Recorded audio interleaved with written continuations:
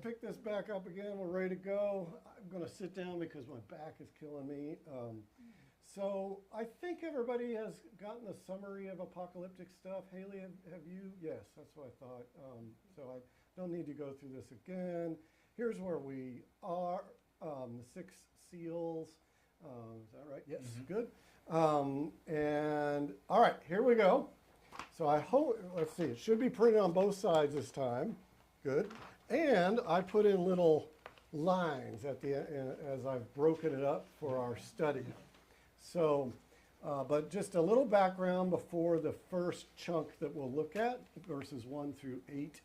So just to remind ourselves, we are still in the throne room. So you've had the letters to the churches, and then there's the vision within the throne room, and we're still there. They're still in that initial vision of basically the throne room of God, the Lamb on the throne, the elders, the praise. It's almost like it's like a prequel to the end, or I don't know. Sometimes I think he mixes like what's going to happen with what's already happened with what's going to happen, in order to really give you a sense, a feeling that like this kind of cosmic conflict is always going on, right? So, so a few things as we read this that I thought might be useful from the different verses. So God says, "Come to the living creatures," which we get the 4 horsemen of the apocalypse today. The riders are summoned by God themselves. So this is something that easily gets forgotten. People think of the 4 horsemen are like terrible things that evil has unleashed on us. God has summoned them. So they have different colors. White is, considered a very pure power that can't be resisted. Maybe it's representing Jesus. Red horse, which is war, permitted to take peace. And so the key thing to kind of remember is the Pax Romana, the way the Romans presented peace as peace through violence, peace through military might, which is something I think we hear occasionally nowadays. Yeah. I don't know from whom, but I was hearing it in the news the other day, not even from who you think I'm talking about. It was from somebody else, like peace can only come through strength. And I was like, oh man, here we are again, right? The Red Rider. Black horse, famine. Famine is a result of war. That's actually a really important thing to realize. Usually causes war causes inflation.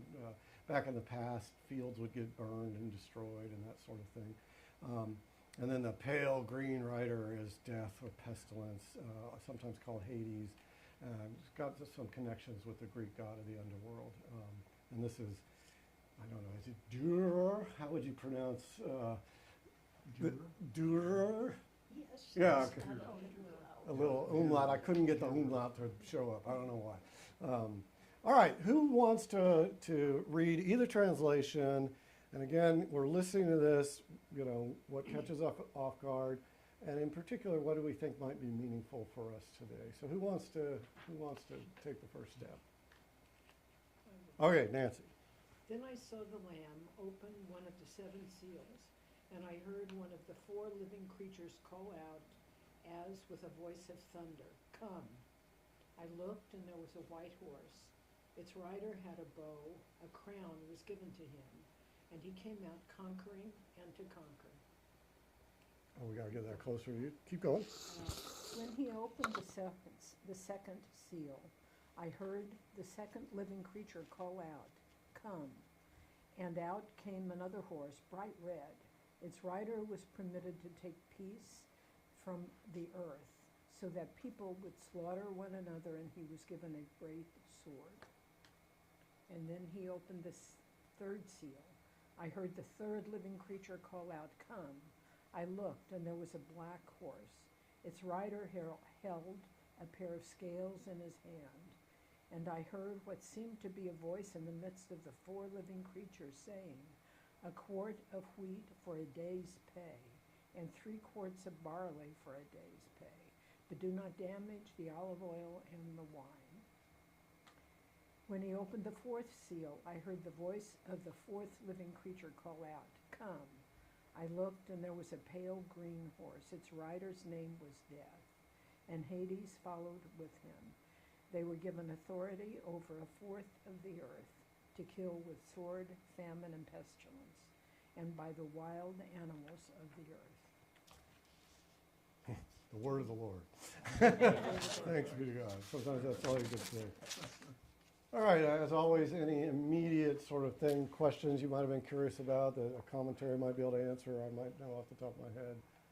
Just something, anything that didn't make, just literally didn't, you can't figure it out, not just, I'm having a little bit of trouble figuring what this means. Yeah, verse 5 or 6. Okay. A quart of wheat for a day's pay and 3 quarts of barley for a day's pay. But do not damage the olive oil and the wine. What? Yeah. That's really cryptic. Oh, this is interesting. I heard that too and realized I haven't ever, I know he's talking about famine, and so the prices go up, and he's carrying the scales. But what is that? Well, this guy, good. This is why I use commentaries. Wine and oil do not harm the oil and wine. Wine and oil should not be regarded as luxury commodities, since wheat, barley, oil, and wine were staple items. The conditions then suggest famine, but not total famine. It is possible that it may refer to a 92 CE or AD 92 edict of Domitian, the emperor, requiring half the vineyards in the provinces to be cut down in favor of grain growing. Our text may reflect then famine conditions and a remedy which threatened the vines and possibly the olive groves of the region. So yeah, go ahead, take a seat, take a sheet. So yeah, they should have been counted just the same as the wheat and barley. They were just staples, but it looks like he's either suggesting that there might not be total famine, or that he's reminding people of that edict from Domitian. So tying it straight to now. The line, its writer, talking about the second seal. Its writer was permitted to take peace from the earth. I just find that such an interesting construction. So it's like God is giving him permission to do this. Yep. I mean, that's kind of, okay. Yep. Yeah. So that its people would slaughter one another. Mm-hmm. Yep, that's kind of depressing. It is depressing. So does anybody have some thoughts as to how that might work? I mean, or pop into anybody's head, why he might put it that way, why that's part of the vision? Is it like a cleansing? Yeah. Like the flood. Yeah. I wondered at that myself, if it's like he's implying a cleansing. I definitely feel like it fits in with John of Patmos's, constant assurance and statement that God is in control, that God is dominating this situation, and somehow these powers, war, famine, death, pestilence, disease, somehow these powers are going to play a role in the drama to come. And probably they are not going to be focusing their terrible things upon the chosen of God, upon the ones who are holding the line, holding the faith. That is my guess. I actually can't remember if they reappear later or we just see them now and that's it. So yeah, I think, but yeah, it's one of the things that's harder for us with a more progressive kind of look at and read on the Bible to imagine. But definitely, you think of all the prophets who are like, you guys don't shape up, God's going to send the Babylonians, to whip you into shape. Isaiah deciding that Nebuchadnezzar is the agent of God, if I've got the right Babylonian emperor there, actually says this guy's doing what God asks him to when he comes and wipes you out. So a sense of God's complete authority even over the bad. So.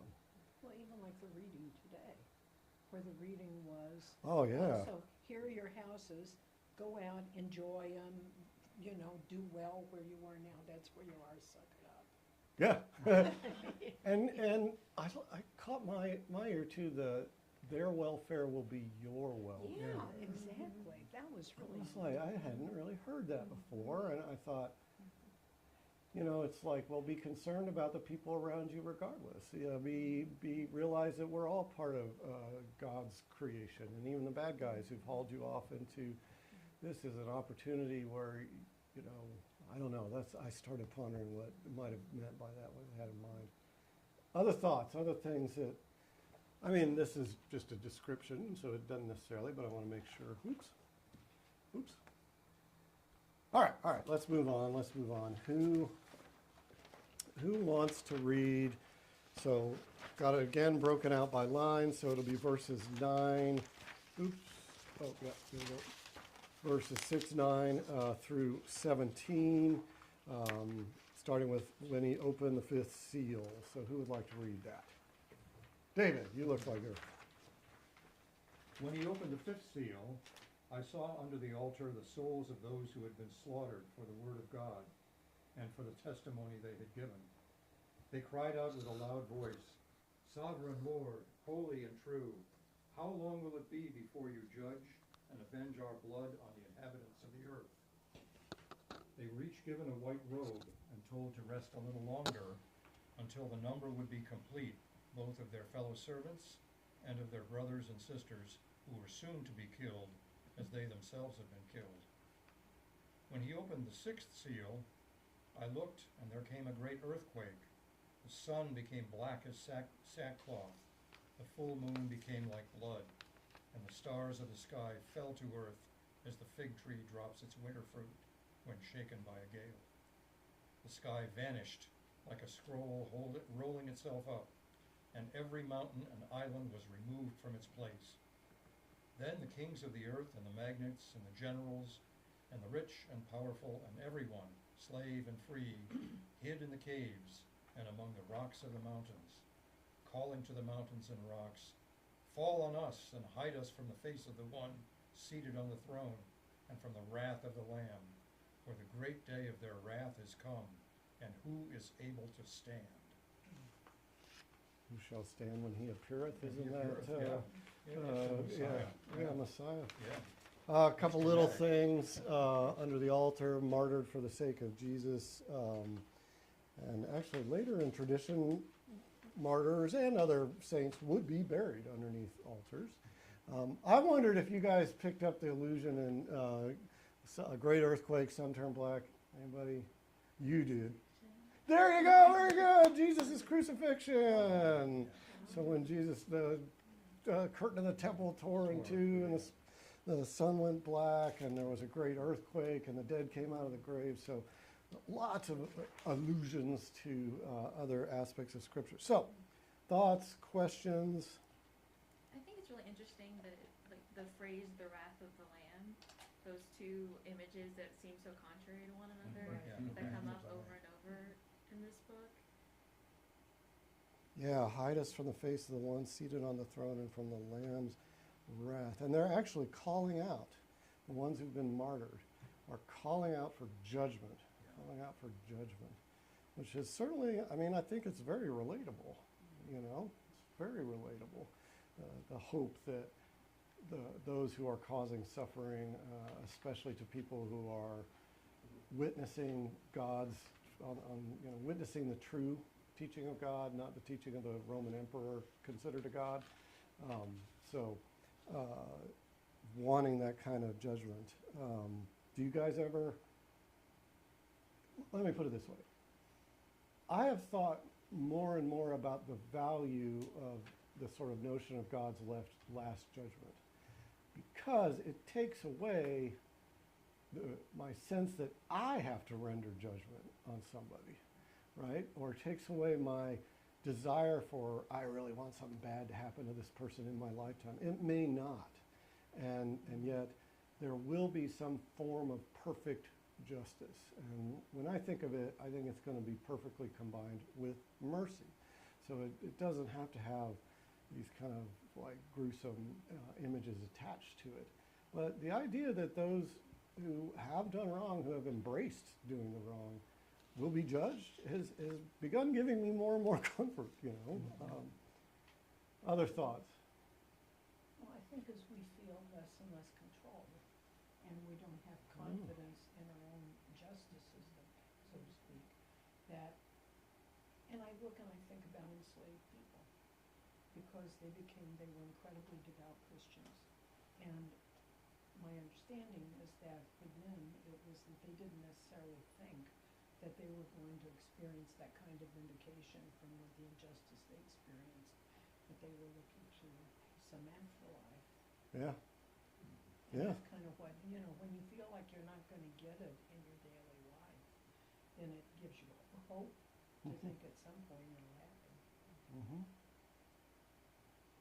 Haley here is an attorney who has spent a year now out of law school pondering, practicing and pondering justice. I was wondering, did it raise any thoughts for you? Yeah, what I was struck by is a little above in verse 15, when all these people who have held such different statuses in the world are all trembling and hoping that the mountains will cover them up, and just thinking about the people that I work with and Oh. the fact that we're all equal when we're dead, which when I see such massive injustice every single day, it just gnaws at you. And then to know that not only these people who we see who take advantage of others will get justice, but people who are their victims will as well. So Yeah.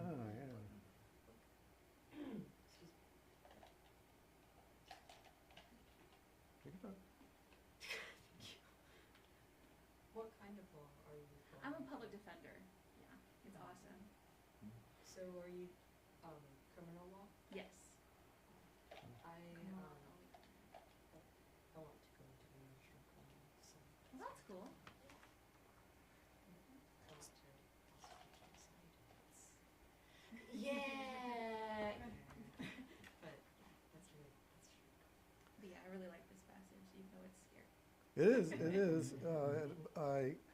Although it's scary in the sense of imagining, you know, God's wrath upon anybody, but it is also intended, certainly, to say that if for those who have witnessed, you know, even if you have suffered and died, you've already been gathered under the altar, given the clean white robe of baptism, given that kind of power. And it's interesting to me, what caught my ear, because I'm always thinking, what might we be called to do? What are Christians called to do now? Well, the main thing it says here, witness. It just says witness. It doesn't necessarily say they'd been martyred or killed because they staged a demonstration or they attempted to assassinate a bad person or whatever. It just says they witness. They continue to declare that there is another way. There is another version of how the world can be. And so I ponder, well, then what would witnessing for us be nowadays? So, I was liking this passage as well about the, am I speaking loud enough? well, I'm angling my mic towards you, so keep going. Okay, okay.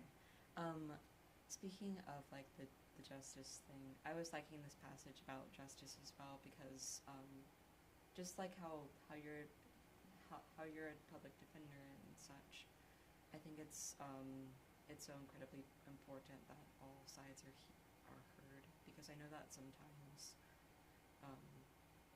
it can feel like we want people who treat us poorly to immediately be brought to justice and like harshest punishment, but it kind of reminds me of like the justice system kind of reminds me, when it's working correctly anyway,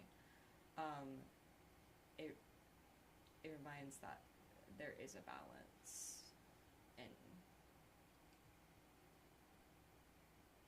I don't know if I'm getting my point across clearly. Mercy, justice, Yeah. something. Yeah. Go ahead, Dave. One of the things relating to witness, Uh-huh. I mean, I'm reading about the demonstrations against ICE that are going on, that advice is given, take out your phones and film it, record it, witness it. And increasingly, these people are themselves becoming victims and being attacked and brutalized as well. So, I mean, I don't know if that's a form of martyrdom or not, but it's getting close to it. You mean I the think. people who are doing the filming or ICE? The people that are doing the filming are being attacked by ICE. I mean, I'm reading Oh, a yeah, number of sure. stories about that, yeah. Do To your question, Matt, we sang a hymn today that I don't know that I've ever heard before. If you cannot preach like Peter, if you cannot pray like Paul. There is a balm in Yeah. Gilead. There's a Yeah, balm, yeah. That was not in my faith tradition growing up, and it's beautiful. But Yeah. I was thinking, you know, that it's so hard living in this political moment if you don't feel like you're the type of person who will do demonstrations or what have you, or the bigger public roles, but like the importance of building community and showing love to others and giving Jesus' kindness on your own level is as important as being Yeah. with other people. Mhm. Yeah, that's true. Absolutely. That's true. That's a very good point. Stan, did you have something, or were you just holding your? Oops. It's okay. There's such a fine line between fortitude and foolhardiness. Well, sometimes it really is hard to distinguish, because in a way, if we see that the people who try to help and film are being pursued also, the thought occurs to us, maybe filming is exactly what the trouble causers are hoping we will do, so that it will give them an excuse. And in other Yeah. words, maybe we are, by trying to help, are we unwittingly asking, giving a false sense of conceit and pride and a desire to destroy? Are we unwittingly feeding forces of destruction by giving them what they want? Giving a target. Are we being naive?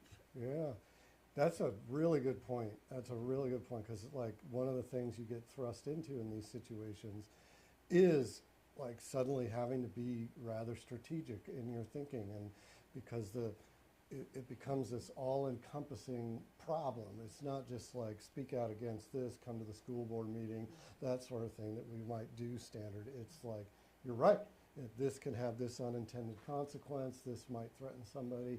I mean, I thought about the hiding in the caves. I mean, they're probably, John is giving them this vision of all these people who've been persecuting them. Now they have to hide in the cave.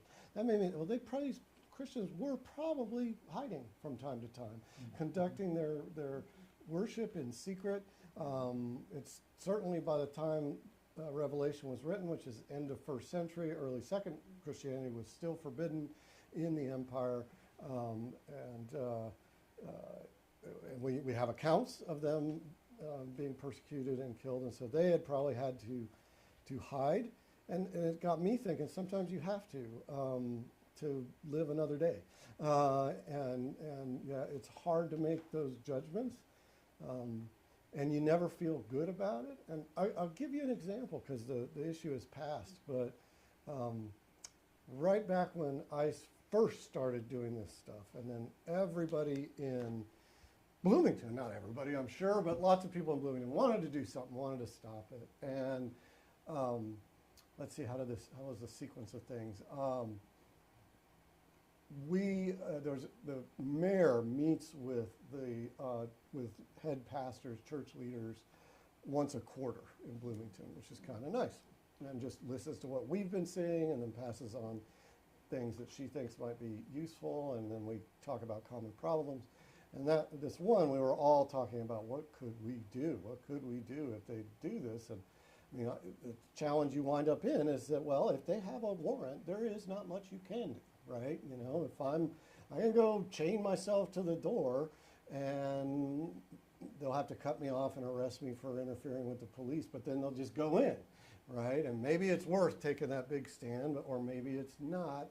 And she was saying, whatever it is you do or we do not advertise it, because they are definitely watching emails, calls for action, and targeting that. Mm-hmm. And so not even a week later, somebody here had heard that a group around here, I think the local version of the group that organizes the No Kings protest, the local whatever that is, had wanted it to send a letter and have all the churches and everybody else sign on to it that said, we don't want the police to support ICE. Yeah, so Give me a second to finish. So so a number of people here wanted to do that, wanted to sign on to it. And I was like, I don't think this is a good idea for a couple of reasons. One is it's going to call attention to it. It definitely is going to call attention to Bloomington, right? May put a target on us. Whereas right now we're a little bit under the radar. And then also, though, the police here have already said they're not going to do anything with or for ICE that they don't legally have to, which isn't very much. And they've already said that. They've already said it. Why send a letter to get back, well, we already said we'd do this, and we'll make you feel good, like we're doing something. But I was like, no, I don't want to do something that's pointless and then puts the very people that we're concerned about at risk.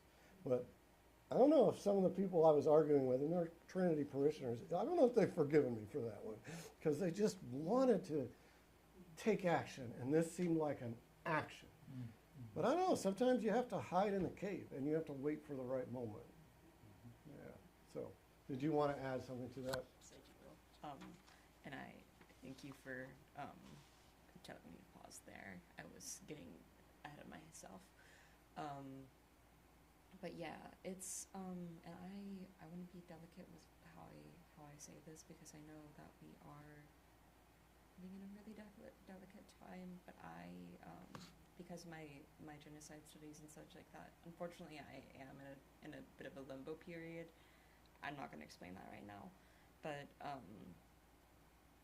what we tend to learn about a lot in genocide studies is about Nazi Germany, and something that the best resistors and the people who were the most successful in saving the most lives, they did not talk about what they did. Because, and you do not scream and shout about what you're doing. Obviously, like, before it gets too bad, resistance is good. Resistance is wonderful. But when you are in a later stage of fascism and a dictatorship, you need to be quiet, or you're going to get killed. That's what happened to a lot of people in Nazi Germany, and those people who did speak out, most of them got shot or sent to a camp. And we're not in that stage, I want to say yet, but we are starting, and it's getting more dangerous to resist. So we need to have that really delicate balance. Yeah, I think that's a really good point. And I think, one of the things this particular scene, now that you've mentioned that, is saying, you know what, yeah, sometimes all you can do is keep your head down and endure, and keep your faith, and just don't give up on witnessing. I don't think it says that's the only thing you're ever going to be able to do, just that now you can, and in doing that is not sort of giving up, or it's not going to end the hope that something better might come. So, all right, we'll go ahead and move on from this passage. Who wants to read starting chapter 7, 1 through 12? We had a female voice, a male voice. How about we go back to a female? I can do Haley. it. After this, I saw 4 angels standing at the 4 corners of the earth, holding back the 4 winds of the earth, so that no wind could blow on earth or sea or against any tree. I saw another angel ascending from the rising of the sun, having the seal of the living God, and he called with a loud voice to the 4 angels who had been given power to damage earth and sea, saying, "Do not damage the earth or the sea or the trees until we have marked the servants of our God with a seal on their foreheads." And I heard the number of those who were sealed, 144,000, sealed out of every tribe of the people of Israel. From the tribe of Judah, 12,000 sealed. From the tribe of Reuben, 12,000. From the tribe of Gad, 12,000. From the tribe of Asher, 12,000. From the tribe of Naphtali, 12,000. From the tribe of Manasseh, 12,000. From the tribe of Simeon, 12,000. From the tribe of Levi, 12,000. From the tribe of Issachar, 12,000. From the tribe of Zebulun, 12,000. From the tribe of Joseph, 12,000. From the tribe of Benjamin, 12,000 sealed.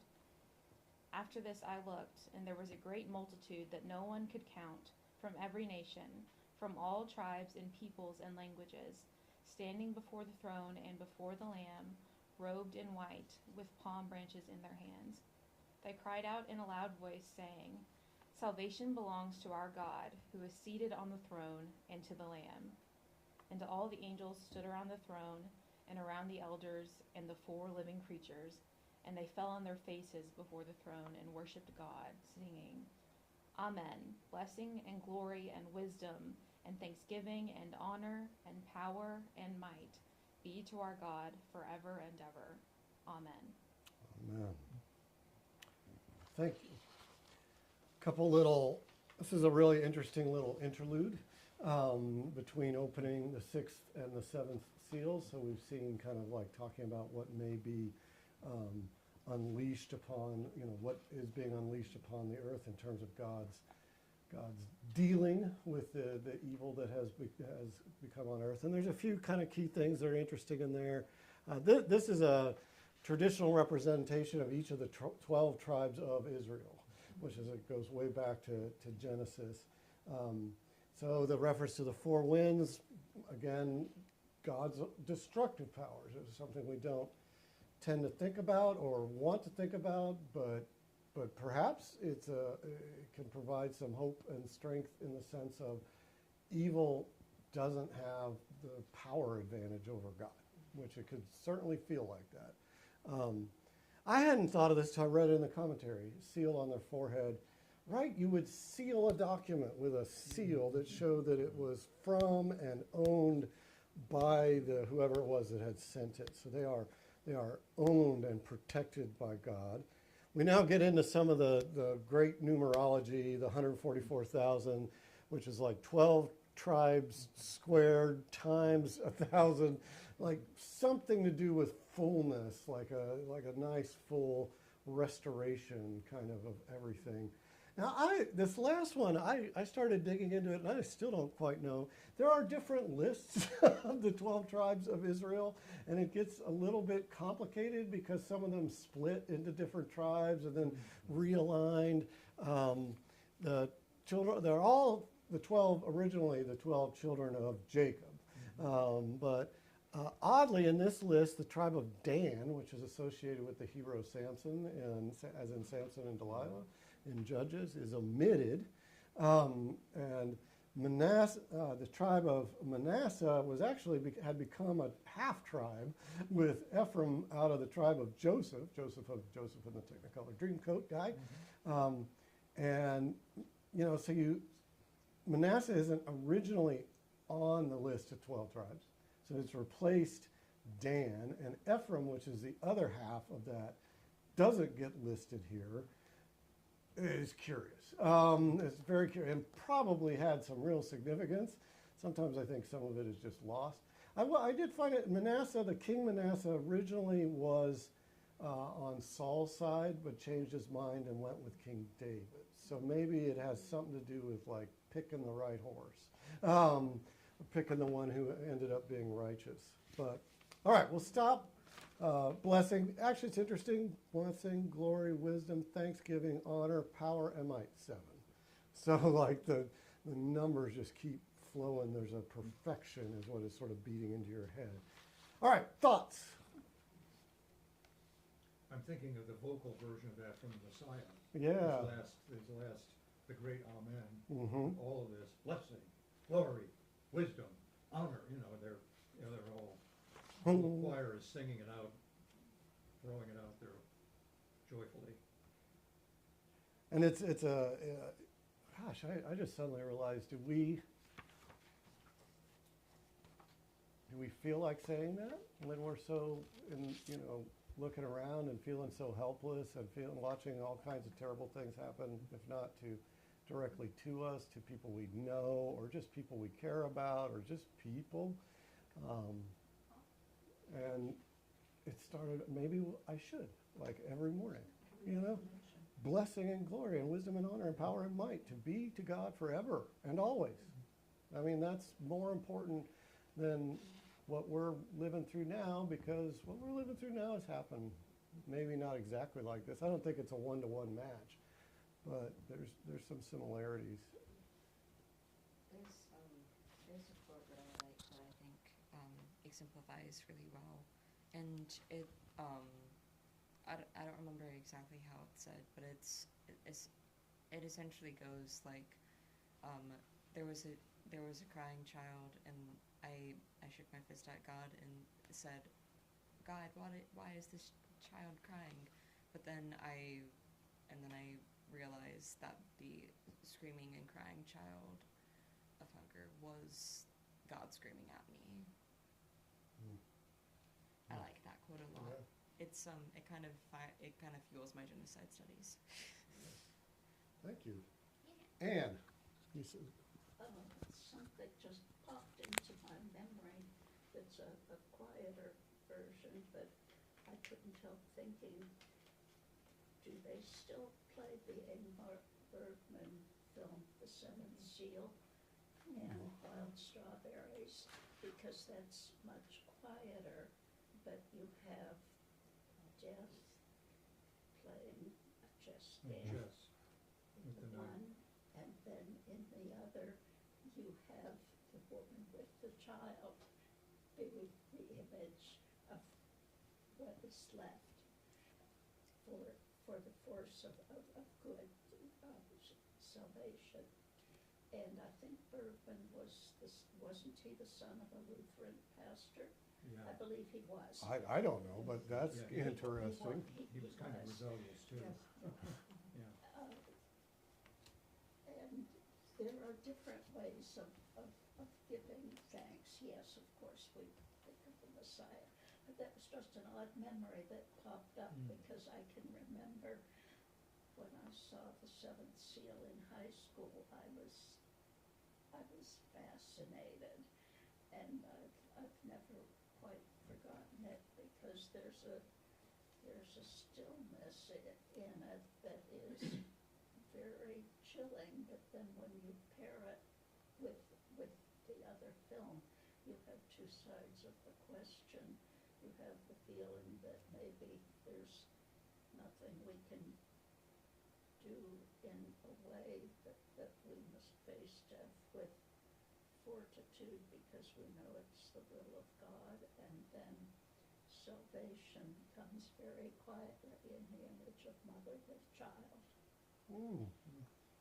Yeah, we always want something really dramatic, but, and you know, I haven't watched The Seventh Seal now. I haven't seen it. In fact, mostly what I started thinking of is the parody of it that's in Bill and Ted's Excellent Adventure, where they play Battleship with Death. You know, E4, you sunk my battleship. Sorry, couldn't help it. I've been, you know, that's a good point. I mean, it's another reflection on this. Black and white film, when was it made? 50s or 60s. And that image of playing chess with death is like one of its most famous images. Go ahead, Nancy. Well, I was just gonna say, what strikes me about this is do not damage the earth or the sea or the trees until we've marked the servants of God with a seal on their forehead. In other words, to save them, I guess. Yeah. And then we have all these people that are saved. And so I guess that's part of what I find, who are the servants of God? Are we to assume that these are Christians who've been saved by Jesus? Do we assume that they're also Jews? Do we assume that it's good people?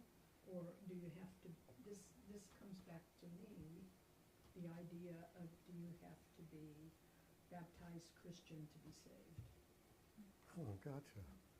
You know, and it ties, that's a good question. I think I didn't realize it is a little bit ambiguous about that. They are praised for witnessing, for enduring. And then verse 9, and it's one of my favorite, it's repeated several times throughout the book of Revelation when they talk about the praise. It's a crowd from every nation, tribe, language, and people.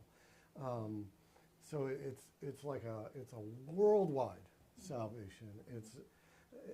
I always think of those lines as like, this is not something that's exclusive to one group or another, or this ethnic group or another, which was actually a really radical idea back in the ancient world, because every one of these tribes had their god, right? And your god, and if you went to war, whoever's god was more powerful won. And if they won, you would be co-opted and you would worship that god, because that god was obviously more powerful than yours.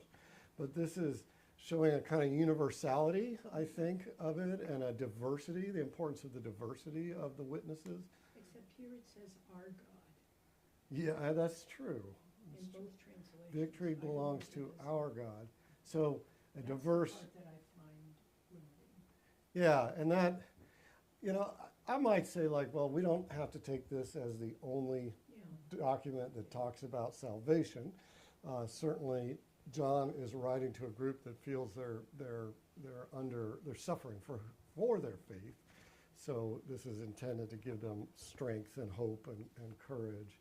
But it is a challenging thing, because the bad guys get named a few times, but then it's mostly like, actually it's almost like the whole earth has gotten rotten, Yeah.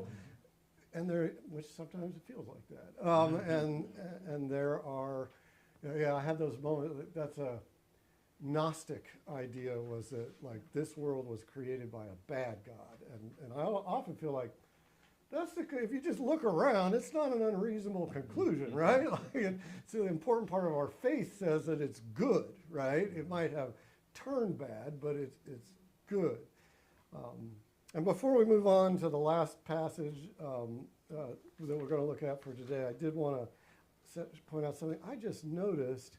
So all the people who are kind of coming out from under the altar, who are able to sing praises here at this sort of like prequel to the end, the great crowd, they cry out, "Victory belongs to our God," like you say, our God who sits on the throne, and to the Lamb, so definitely, to Jesus. And all the angels stood in a circle, and the elders and the four living creatures, remember the lion and the eagle and the person and the bull, right? That kind of represent the most excellent of all of God's creatures. But also the elders and the angels, who represent the essence, the spiritual part of the church. They hear this praise. I just noticed it. I kept reading it as if the last line was said by the same people who said victory, right? Victory belongs to our God, or salvation. But actually, the people who have held tough and been saved praise God for victory and attribute to God the victory. And then the elders are like, "Amen," and then they praise. They're basically praising faithfulness and praise. Am I getting that right? I'm just double checking this idea because it just popped into my head. Because I hadn't noticed the distinction. You have to pay attention to who's talking, and I hadn't. It's very liturgical. Yeah. Yeah, can you say a little bit more about that? Or? Well, they're doing call and response to each other. Yeah, they are. Yeah. It's like prayers of the people. There's a call and response. When I can pull that off in the pulpit, man, nothing feels better than that. I don't do it all the time, because Episcopalians often are like, "Huh? Come on, guys, respond." All right, who's going to read another mail we should have? So that leaves us down to, you had one more thing you wanted to say? I found the actual quote that I was trying to say, but I was struggling to reference. It said, "I screamed at God for the starving child until I realized the starving child was God screaming at me." And I thought that was a really beautiful way to kind of like, I know it's going back to the ice thing, but I think it's very relevant with a lot of different stuff. Yeah. Well, when we ask, why isn't God, there's another meme that I've seen that's pretty good, where someone's asking God, well, there's all these terrible things, war, poverty, famine, etc. Why don't you do anything about it? And God's answer is, I was going to ask you the same question. But Revelation definitely is pointing out that this evil is so grand, it's going to take God to deal with it. And I tell you that in a strange way, although if you lean into that too much, you can sort of give up. So I haven't quite figured out how to articulate it, but it definitely is like a hopeful thing, right? It definitely makes it okay to go, man, this is overwhelming. I'm really not sure what I'm called to do or what we're called to do. It seems to be everywhere. Oh, okay, it's going to take divine intervention, right? But our job, we still have a job in that, right? And it's a lot of what you're hearing in Revelation is endure and witness. So, Stan, would you be willing to read the last one so we can have alternating voices? Then one of the elders addressed me, saying, "Who are these robed in white, and why have they come? Or where have they come from?" I said to him, "Sir, you are the one that knows." Then he said to me, "These are they who have come out of the great ordeal. They have washed their robes and made them white in the blood of the Lamb. For this reason they are before the throne of God, and worship him day and night within his temple. And the one who is seated on the throne will shelter them. They will hunger no more and thirst no more. The sun will not strike them, nor any scorching heat. For the Lamb at the center of the throne will be their shepherd, and he will guide them to springs of water of life. And God will wipe away every tear from their eyes." Dang, that's beautiful, right? Like it can make you just choke up a little bit, doesn't it? Or Haley, you had quite the look on your face. I just love it. We finally got to the hopeful part, right? Yeah. Right? That's where it's all sort of pointing, right? So we've had this kind of warning, those of you who are, and people have suffered, but God is going to wipe away every tear. The sun is not going to strike you. This is, gosh, what a vision. Like everything you've been through, no matter how, sometimes you look at somebody who's died, and war is an easy one where there's such senseless killing, just senseless, right? When I read accounts and things of soldiers and stuff, I think if I had joined the military and ever been sent to war, what would probably have driven me the most nuts is that you can do everything right and still get wiped out, right? That there's a random aspect to it, which is like a waste. If you've seen the Vietnam Veterans Memorial in D.C., it makes me cry almost every time, because all I can do is stand there and think, what a waste. 58,000 utter waste for nothing. Nothing. We pulled out and it went right back to where it was. But this is the image of they're held by God. That it isn't a waste. That nothing is a waste. Even if you've just simply been swooped up by the authorities, that nothing is a waste.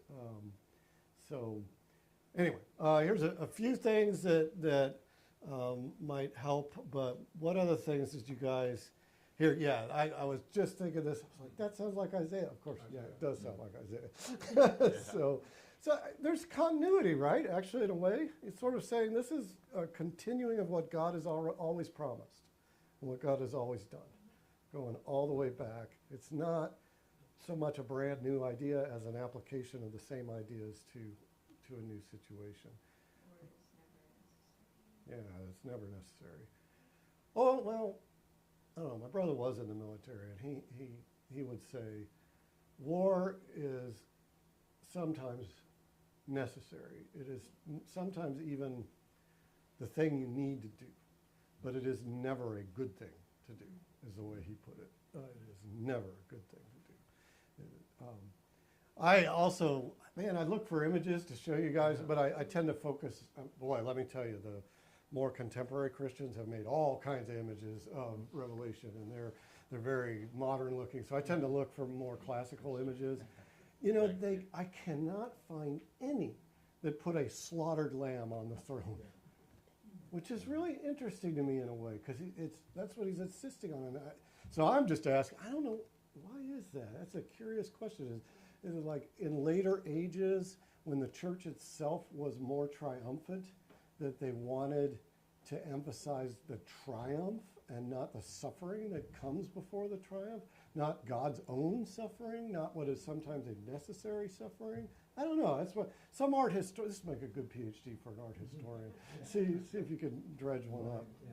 because they just don't show it, and it's the slaughtered lamb, and you are made white in their blood, right?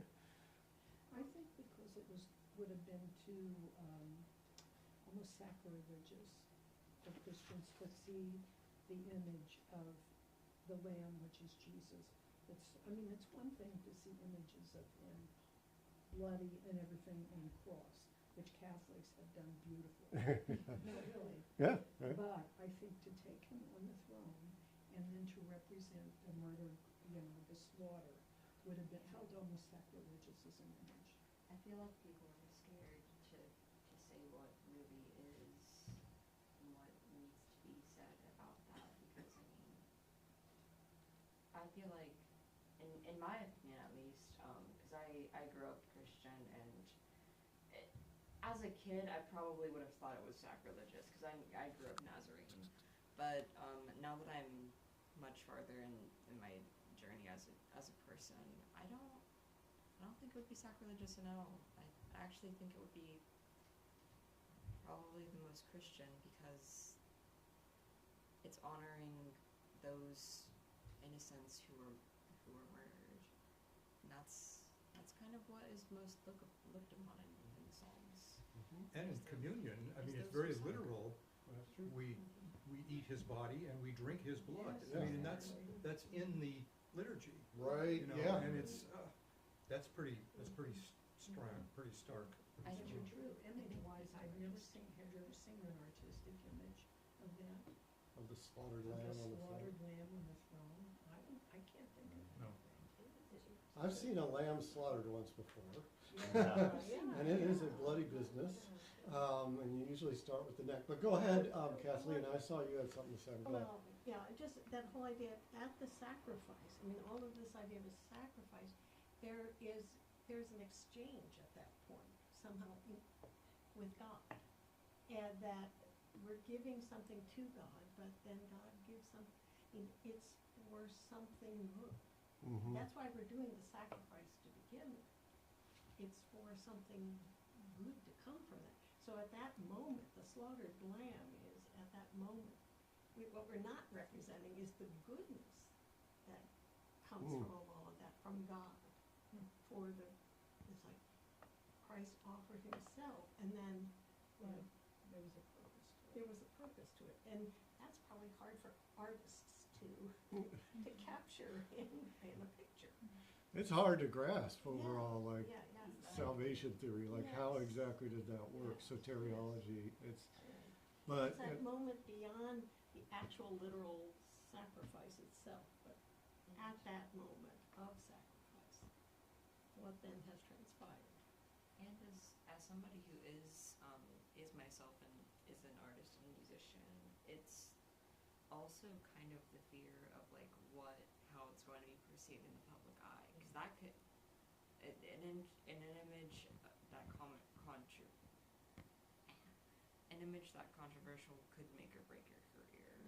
So it could it could crush things. But there are many images that artists have had of great martyrs in the church at their point of martyrdom. yeah, that's true.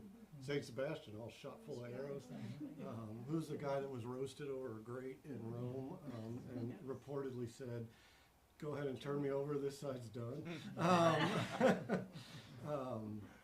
Or somebody, Thecla, who was supposedly thrown into a tank of wild seals. But no, you're right.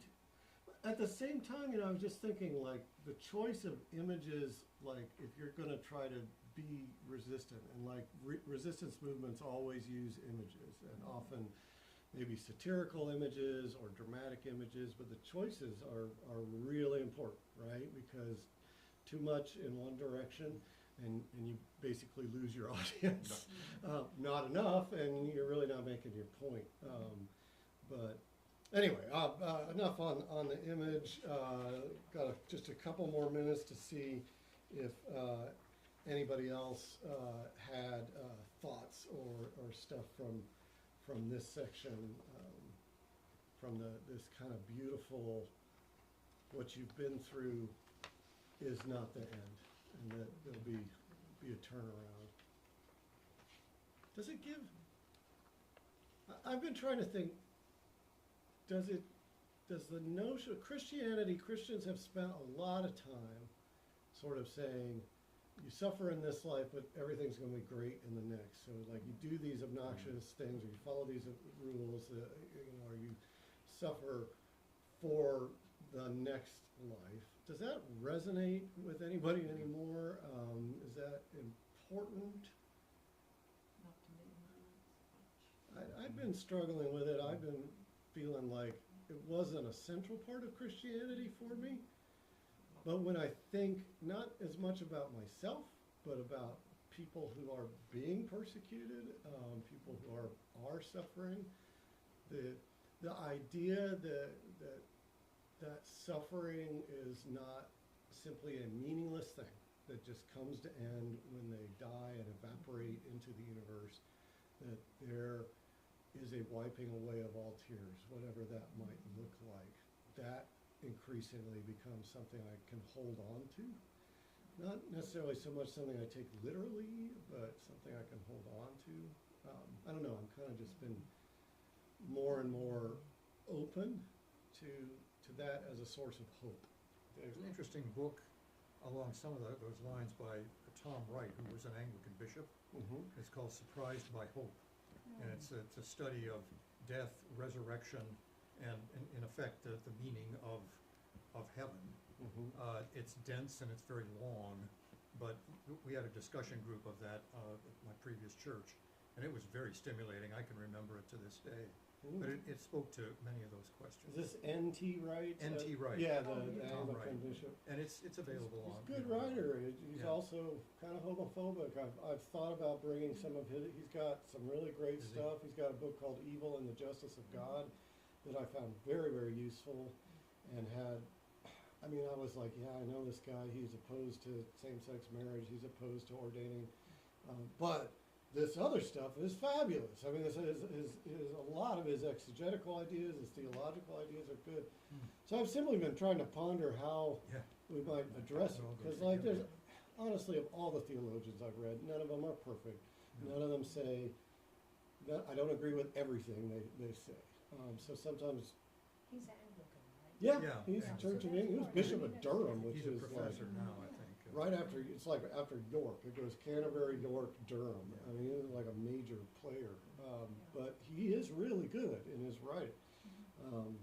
My daughter I asked her about it. What do you think? Because she's the younger generation, and she was like, well, I think you would have to be addressing, you'd always have to ask if what you read, if you could feel like it was influenced by that. Because when I read Evil and the Justice, I saw one or two passages, and it was mostly him grousing about contemporary society. I was like, I think I know what he's grousing about.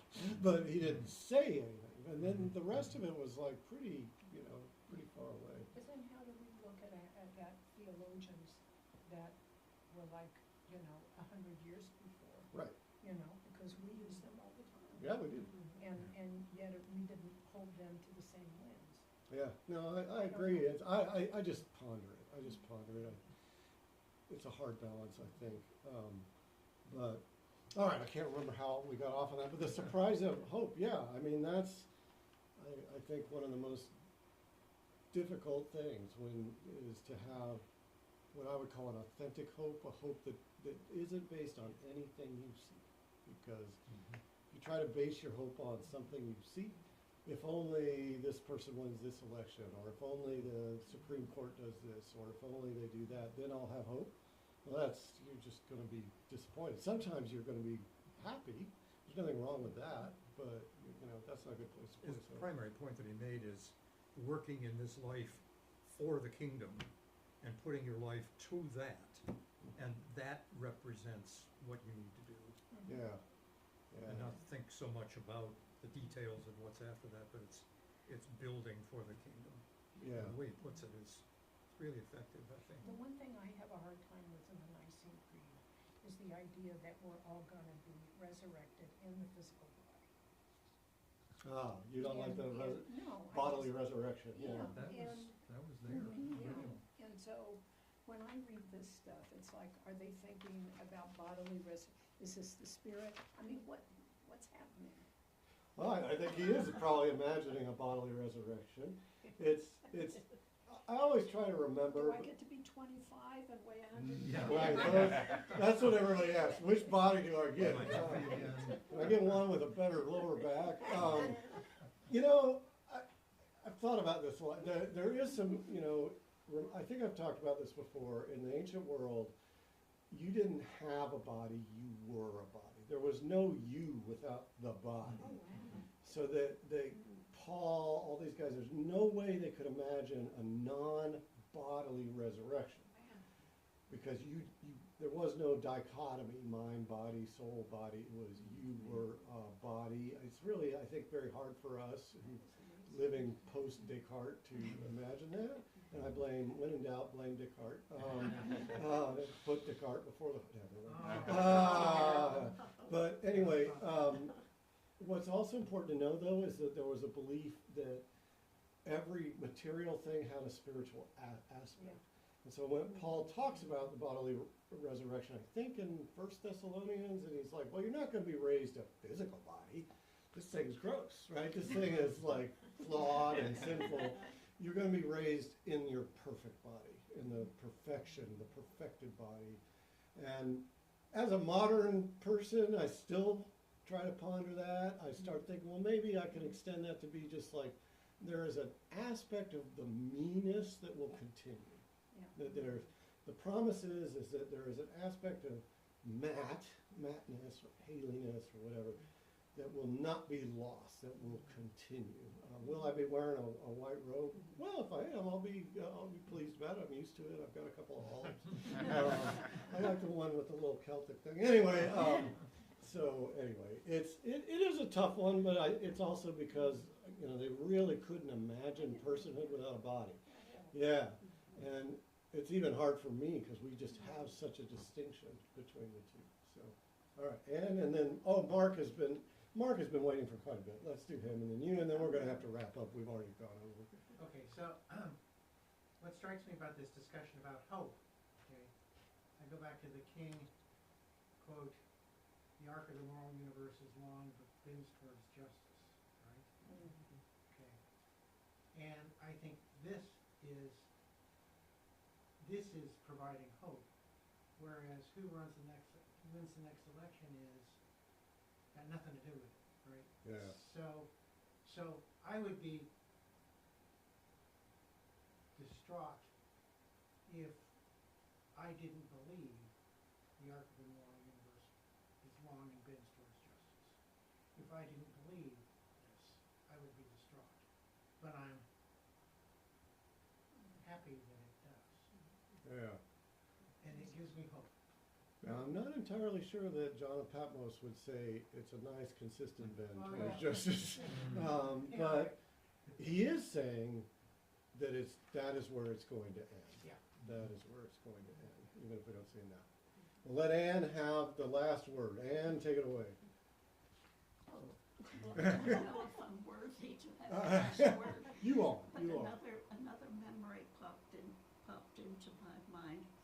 I knew a blind man once. He was my French professor when I was an undergraduate, and he was a concentration camp survivor. He was from another country, and he said he was not born blind. It was a childhood accident, but he said that he had developed a gift, whether it was a blessing from heaven or a gift. He had developed the capacity to see a mental image of the person who was confronting him or speaking to him, and it was the person's personality as represented by colors. And he was a very brilliant man, and he was not eccentric or especially. And he said the person who betrayed him and caused him to be sent to the concentration camp was somebody whose image had struck him as total blackness, and he said he made the mistake of saying to himself, this can't be true, this isn't the person I thought I knew, I must be mistaken, and he trusted the wrong thing because he disregarded it. It's like he was like those people who claim they can read auras. Ah, Yes, there must be such a phenomenon.